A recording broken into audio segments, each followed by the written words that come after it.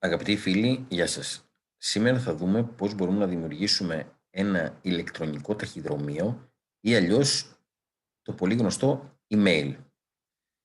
Για τη δημιουργία του email θα χρησιμοποιήσουμε την πλατφόρμα της Google, οπότε θα πληκτρολογήσουμε στην διεύθυνση www.google.com και η σελίδα η οποία θα εμφανιστεί είναι αυτή που βλέπετε μπροστά σας.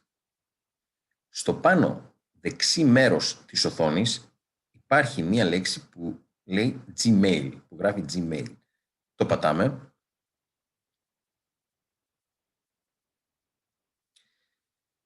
και εμφανίζεται η συγκεκριμένη εικόνα στην οθόνη σας.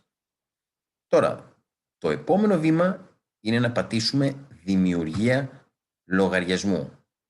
Αυτό φυσικά είναι για τους χρήστες οι οποίοι φτιάχνουν για πρώτη φορά ηλεκτρονικό ταχυδρομείο.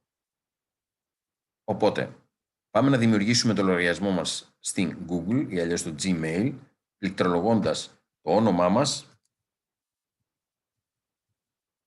Μπορείτε να το πληκτρολογήσετε είτε με λατινικούς χαρακτήρες είτε στα ελληνικά.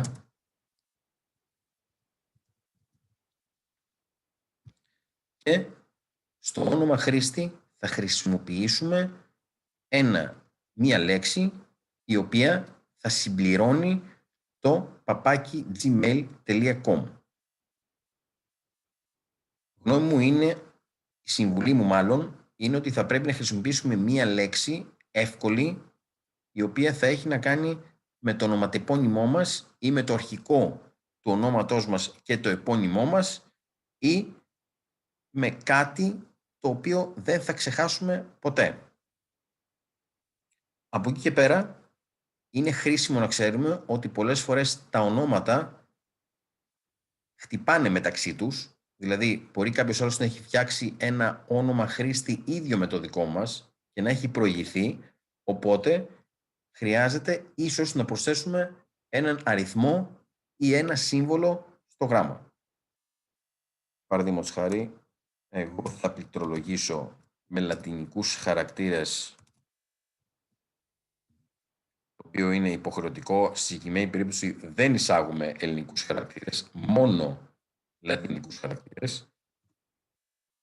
Θα πληκτρολογήσω λοιπόν το συγκεκριμένο όνομα και θα εισάγω από κάτω μία διεύθυνση. Βλέπετε εδώ ότι αυτό το όνομα του χρήστη χρησιμοποιείται ήδη, άρα θα πρέπει να δοκιμάσω κάποιο άλλο. Άρα πατάω και το 2. Ό,τι φαίνεται δεν υπάρχει άλλος χρήστης με το πρόθεμα p2zenis12@gmail.com, οπότε μπορώ να προχωρήσω στο επόμενο στάδιο που είναι να εισάγω τον κωδικό πρόσβασης που θέλω να χρησιμοποιήσω. Ο κωδικός πρόσβασης είναι ένας αριθμός ή γράμμα, το οποίο φυσικά το ξέρετε μόνο εσείς και δεν το μοιράζετε με κάποιον άλλον. Όπως λέει η οδηγία, μπορείτε να χρησιμοποιήσετε 8 ή περισσότερους χαρακτήρες με έναν συνδυασμό γραμμάτων, αριθμό και συμβόλων. Επίσης, στη συγκεκριμένη περίπτωση, καλό θα είναι να εισάγετε μια λέξη την οποία δεν θα ξεχάσετε ποτέ και καλό θα είναι να την αποθηκεύσετε κάπου προκειμένου να επανέλθετε σε αυτό κάποια στιγμή που μπορεί να ξεχαστεί. Και φυσικά θα το επιβεβαιώσετε, όπως βλέπετε, στο συγκεκριμένο σημείο.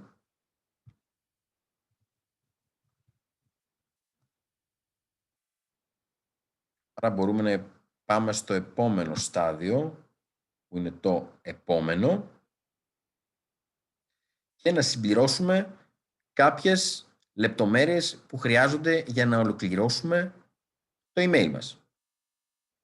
Εδώ μπορείτε άφοβα να εισάγετε τον αριθμό του κινητού σας